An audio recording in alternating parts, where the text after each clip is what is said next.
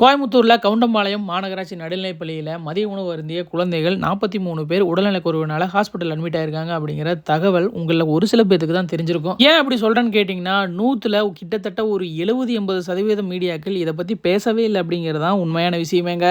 விஜய் அவர்கள் நியூஸ் வந்ததுன்னா பக்கத்துக்கு போற நிறைய நியூஸ் சேனல்கள் எல்லாம் இத பத்தி ஒரு நியூஸ் கூட போடலையே அப்படிங்கிறது தான் மிக வருத்தமான விஷயமா இருக்குது. பத்திரிகை தர்மம் அப்படிங்கிறது என்னங்க? யார் தப்பு பண்ணிட்டும், எந்த விஷயங்கள் நடக்கட்டும், அதோட உண்மைத்தன்மையை ஆராய்ஞ்சு தன்னோட நியூஸை போடுறது தானே.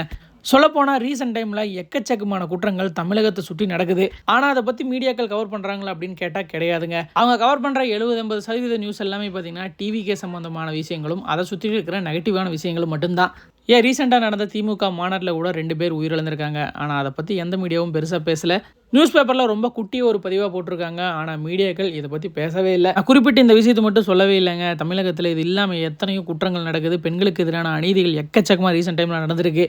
ஆனால் அந்த மாதிரியான நியூஸை பற்றி யாரும் கவர் பண்ணுறதில்ல, அதை பற்றி யாரும் பெருசாக பேசுறதில்ல அப்படிங்கிறது ரொம்ப வருத்தமான செய்தியாக தான் இருக்குது. ரீசெண்ட் டைமில் நியூஸ் சேனல்ஸ் எல்லாத்தையுமே கவர் பண்ணுறாங்கன்னு நீங்கள் நினைக்கிறீங்களா? உங்களுக்கு கருத்து என்ன அப்படிங்கிறதையும் கமெண்ட் பாக்ஸில் மறக்காம கூட ஷேர் பண்ணிக்கோங்க.